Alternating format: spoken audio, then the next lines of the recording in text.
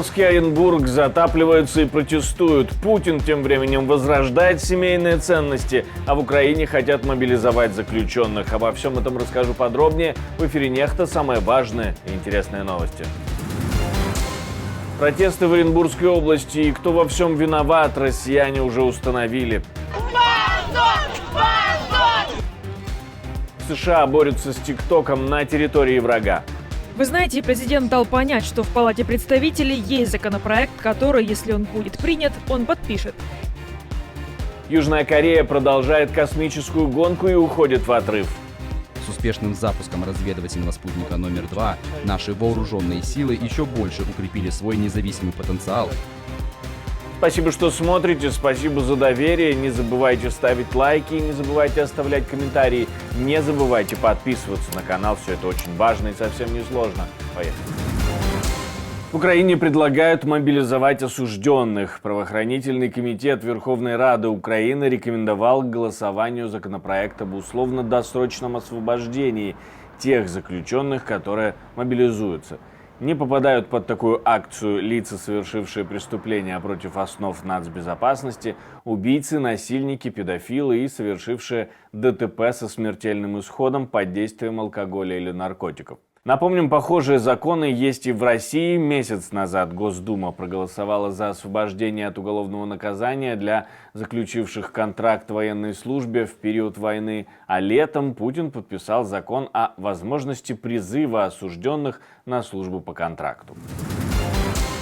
Российский Оренбург медленно уходит под воду. Мэр города просит жителей эвакуироваться как можно быстрее.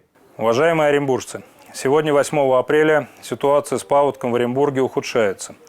В городе действует режим ЧС. Сегодня утром уровень воды в Урале составил 872 сантиметра и приближается к опасному значению, которое составляет 930 сантиметров.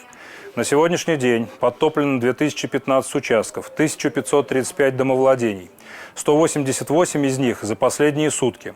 За 7 апреля было эвакуировано 153 человека, в том числе 35 детей. После прорыва дамбы продолжается эвакуация людей из региона, но у россиян появляются все новые версии того, что же все-таки случилось. Странно, но пока украинская версия не проскальзывала. А вот грызуны, да, прогрызли дамбу. Я предполагаю два фактора. Либо это человеческий фактор. Кто-то машиной горизонтального бурения пробурил и проложил какую-то коммуникацию для сброса сточных вод, допустим, в Урал. Но посмотрев, в каком месте по съемкам, в каком месте получился прорыв, этот фактор у меня отпал. И остался только фактор грызуны, которые могли эту дамбу проточить. И этой 2-3 сантиметровой дырочки, отверстия норки, хватило бы, чтобы вода пошла. Сергей Васильевич, вы меня, конечно, дамбу. Простите, пожалуйста. То есть мы строим за миллиард дамбу, которые грызуны прогрызли. Как это вообще возможно? Здесь надо о терминах говорить. Это же не бетон, который... Сейчас, Сергей Васильевич, одну секунду. Сергей Васильевич, одну секунду. Я просто, как я это понимаю. Большое искушение, конечно же, сказать, что вы что, это миллиард потратили, ну и так далее. А ведь что такое дамба? Еще раз, друзья. Это не то, чтобы там не бетон, где можно проверить качество бетона. Ну-ка, как залили. Это просто землю сыплют. Это сложное техническое сооружение. Сыплют. Это сложно. И уплотняют.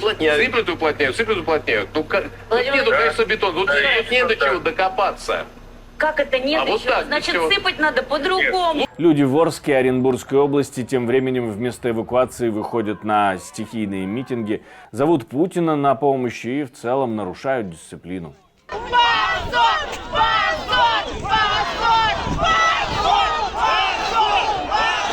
С одной стороны, конечно, тот резонанс, который имеется сейчас, вот этот особенно выход людей на улицы, это уже как бы серьезное нарушение всяческих табу и большой неуд для губернатора и для власти Оренбурга. То, что произошло сейчас вечером, когда сотни людей, жители Орска, вышли на улицы и там скандируют уже даже, ну пока они не скандируют какие-то претензии в адрес федерального правительства, но в адрес региональных и местных властей там скандируются довольно нелицеприятные вещи. Это с точки зрения Кремля серьезный просчет, поэтому, скорее всего, будут достаточно жесткие наказания, как минимум стрелочники будут пойманы и Это, очевидно, и руководство компании, которое строило дамбу, и, вероятно, кто-то на уровне местных властей, возможно, на уровне областных властей отправится отдуваться за эту историю и, в принципе, по делу.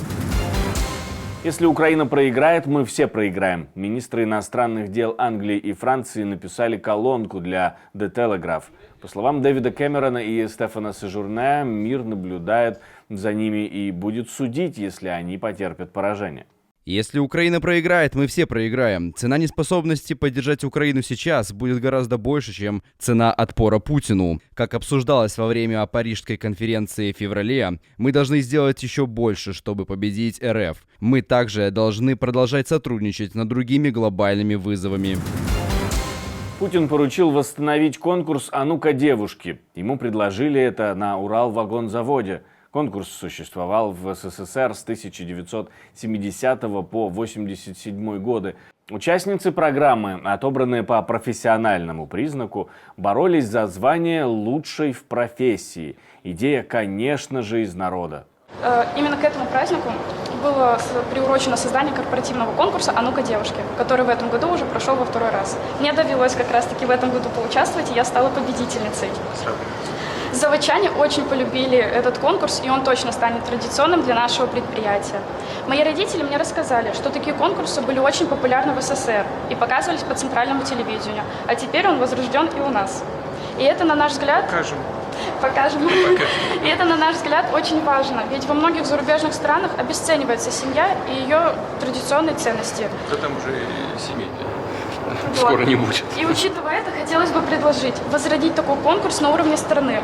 Все про семейные ценности. Видео от 15 февраля, визит Путина на Уралвагонзавод, думали почти 2 месяца и приняли такое ответственное решение, обязали всех. Соединенные Штаты почти заблокировали ТикТок. Министр финансов США назвала его законной проблемой. Все это на пресс-конференции в Пекине. Вы знаете, президент дал понять, что в Палате представителей есть законопроект, который, если он будет принят, он подпишет. И я, безусловно, поддерживаю усилия нашей администрации по решению вопросов национальной безопасности, связанных с конфиденциальными персональными данными. Так что наша забота здесь связана с конфиденциальными персональными данными и их защитой. Это законное беспокойство. А канцлер Германии как раз завел себе там профиль, но пообещал не танцевать, вопреки общим трендам.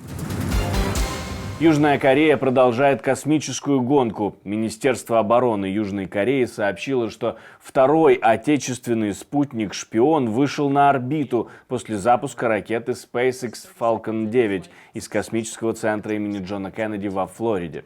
Сегодня утром около 8:17 с космического центра имени Кеннеди в штате Флорида, США, был успешно запущен разведывательный спутник номер 2 наших военных.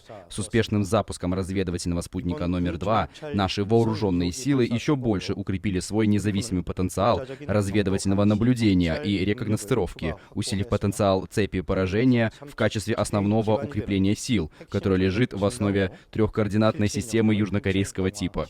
Запуски разведывательных спутников один за другим происходят на фоне соревнований за военный потенциал в космосе с Северной Кореей. После 2 предыдущих попыток, которые закончились авариями, падением ракет, Пхеньян заявил в ноябре 2023-го, что использовал собственную ракету-носитель Чхалима-1 для вывода на орбиту разведывательного спутника, и у него все получилось. Раньше Северная Корея пообещала запустить 3 новых спутника-шпиона в 2024 году.